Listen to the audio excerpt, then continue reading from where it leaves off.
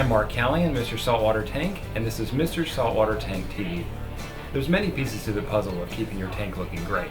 From testing your tank's water to doing water changes, it's all part of the big picture. But today I'm going to talk to you about one of the pieces that I feel is the most important, and it requires zero effort on your part. And while you're learning about that, my friend Dr. Meek is going to drill, fill, and bill me. So, with that, hit it, Doc.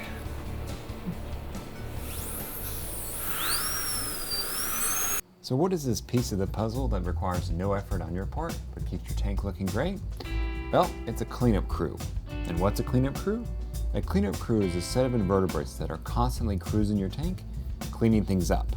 Now a cleanup crew includes crabs, which includes hermit crabs and emerald crabs, snails, starfish, and shrimp. So why would you want a cleanup crew? Well, they eat leftover stuff in your tank, such as food and dead fish. And they even eat algae, which helps keep your tank looking great. So let's break down cleanup crews by each member and what they do. Snails, they eat algae. And some like Nasari snails, those guys eat flesh. Crabs, they're the mainstay of cleanup crew teams. They eat dead stuff, they eat leftover food, and they eat leftover fish. They also eat algae, including that nasty bubble algae that I hate so much. Starfish, those guys are scavengers. Anything that hits the sand bed is pretty much fair game from them. Ditto with shrimps. They're always going to be cruising around your tank, picking at things, picking up dead food, any dead fish, dead invertebrates, wherever it is that they can eat, they're going to take care of. One great thing about cleanup crews is that they'll do the work that you can't do. For example, one member of the cleanup crew world is a hermit crab. Those guys have very, very small pinchers. So with their small pinchers, they can get down into very narrow cracks and get out food and detritus that are stuck down in here. They get into places that we can't get into with our big hands. Now this is great because there might be some food stuck down in here or some detritus, so before that food breaks down and becomes nitrates, the hermit crabs eat it and clean it up. And other members of the cleanup crew, like emerald crabs, they can do things like eat bubble algae. Now in my tank, I completely eradicated bubble algae in my tank by using an army of emerald crabs. I removed a lot of the bubble algae that I could get to with my hands, and the rest, I just left to the emerald crabs to get in there and clean up. And what I really love about cleanup crews, they work around the clock. When you're working, they're working. When you're eating dinner, they're working. When you're sleeping, they're working. So you got a round-the-clock cleaning crew, keeping your tank looking great. You can't beat that. When it comes to building your own cleanup crew, the best thing to keep in mind is that you want to have a multi-talented team. In other words, you don't want to have all one type of cleanup crew member and none of another. Think of it like a basketball or a soccer team. You don't have all of one type of player and none of another. You want each of those cleanup crew members working together, doing what they're good at, to build your whole cleanup crew team. Now, how do you choose what cleanup crew members you need and how many of them you need? Well, the best way that I've found is to talk to my friend John over at Reef Cleaners. You can write to John and say, this is how big my tank is, this is a cleanup crew that I have or don't have, and this is the problem I'm having with my tank. Say maybe you're having a nuisance algae problem. He'll write back to you and say, you should buy these cleanup crew members, and this is how many of them you should buy. So, to find out what you need for your cleanup crew, go to mrsaltwatertank.com/reefcleaners, drop John a message, and he'll build a custom cleanup crew just for your tank. So remember, multi-pronged attack, multi-talented team. Here's another tip around cleanup crews. Hermit crabs, they need shells to move into.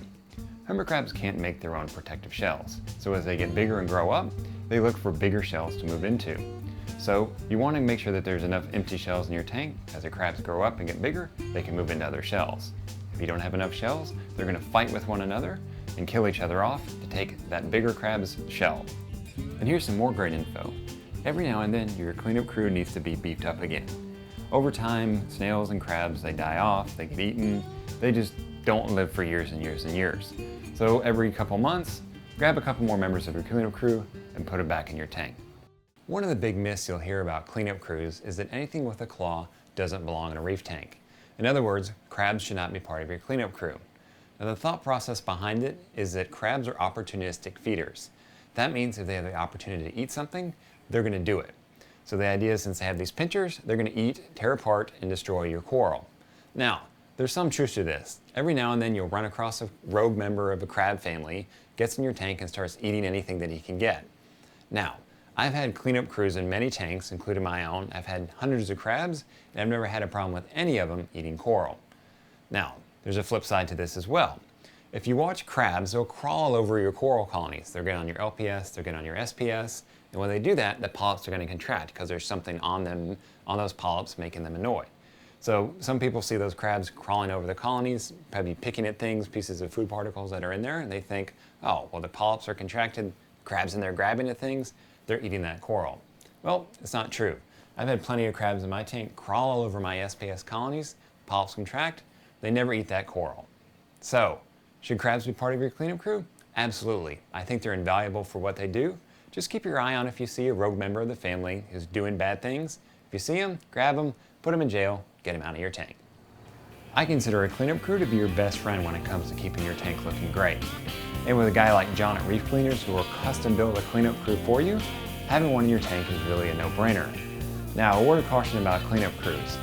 They're not an excuse to be lazy. For example, you don't want to overfeed your tank saying, I don't care that I'm overfeeding.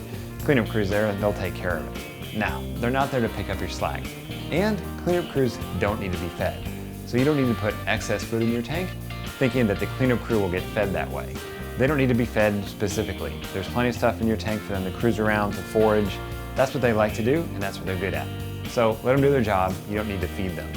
So cleanup crews, if you don't have one, go get one. And if you do have one, congrats. You're ahead of the game.